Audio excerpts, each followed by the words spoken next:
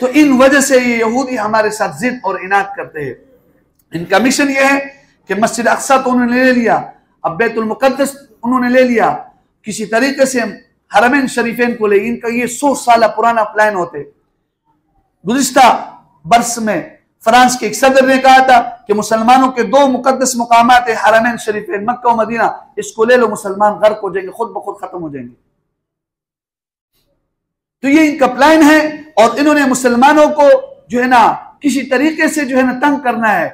और अभी आपके देखो ये अजीब सी बात है, आप सोचे ये कहते कि हमारे पास ऐसे टेक्नोलॉजी, हम मिसाइल को जो है हवा में खत्म कर देते, ये है वो है, कितनी दावे करते, तो कैसे इनके ऊपर हमला हुआ है और चंद बंदे मर गए।